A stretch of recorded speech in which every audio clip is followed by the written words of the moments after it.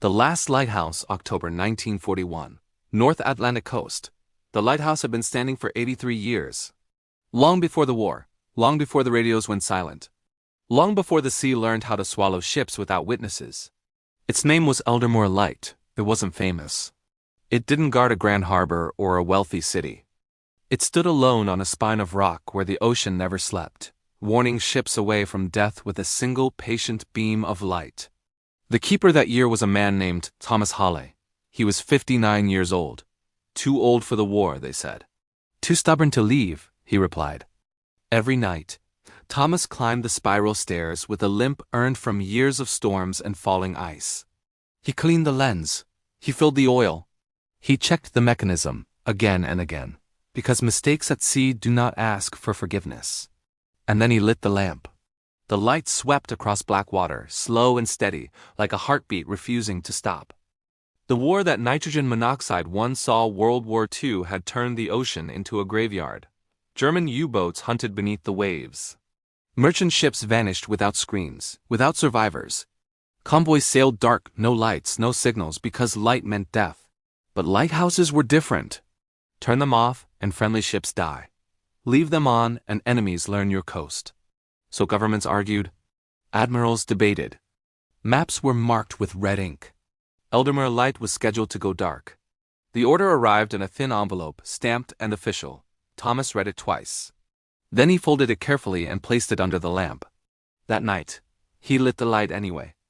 Why he stayed? Thomas's wife had died years earlier. His son was buried somewhere in France. No grave, no marker, just a letter and a folded flag. The lighthouse was all he had left. But it was also something more. Every ship that passed carried people who trusted the light without knowing its keepers. Name, mothers, sons, refugees, sailors dreaming of land. Thomas believed that as long as the light burned, someone might live, and so he stayed. Night after night, the beam cut through fog and rain while warships passed in silence below. He heard distant explosions some nights, dull thumps swallowed by wind. The sea gave nothing back. The night everything ended, it happened on a moonless night. October 17, 1941. The fog was thick enough to erase the horizon. The lighthouse beam felt weaker somehow, as if the darkness was pushing back.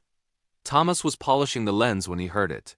A low mechanical sound, not waves. Not wind. Engines. He climbed to the balcony and scanned the water. A ship emerged from the fog. Tilted, wounded, moving too fast and too close. A cargo vessel, its hull torn open, men shouting in a dozen languages. It had struck a mine. The light had guided it, but not in time. The ship ran aground against the rocks below Eldermore Light. Metal screamed. Water rushed in. Thomas did not wait for permission. He rang the emergency bell until his hands bled. He fired flares into the sky. He dragged ropes, life rings, anything he could find. Men leapt into freezing water. Some reached the rocks. Some disappeared instantly. Thomas tied a rope around his waist and descended the cliff, wave after wave smashing him against stone. He pulled men up one by one, sailors, cooks, boys who lied about their age. The sea took most of them. At dawn, the ship broke apart, and the light went out. Aftermath, they found Thomas's body 3 days later. Still tied to the rope, still facing the sea, the war continued. The lighthouse was decommissioned. Eldermore Light rusted, its lens clouded with salt and time. No monument was built. No medals were awarded. The files listed the incident as losses due to maritime hazards. The memory wore decades past. Satellites replaced stars. GPS replaced lighthouses. The sea routes changed. By 2025, Eldermore Light was scheduled for demolition. Unsafe, they said. Irrelevant.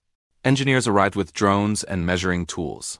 One of them, a woman named Claire, found an old logbook sealed in a rusted drawer. Thomas Hale's handwriting filled the pages. Weather reports, ship sightings. And one final entry: if the light goes out, someone will not come home. I cannot be the man who turns it off.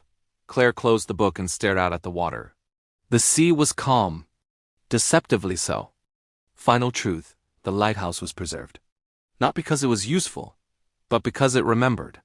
Today, no ships rely on Eldermore Light. Its beam no longer burns through storms. But people visit. They stand on the rocks. They listen to the wind. They read a name most of history forgot. Because not all wars are fought with guns. Some are fought with light. Some with stubborn hope. Some with one human refusing to surrender to darkness. And the sea, endless, indifferent, still crashes below, undefeated. Fade to black.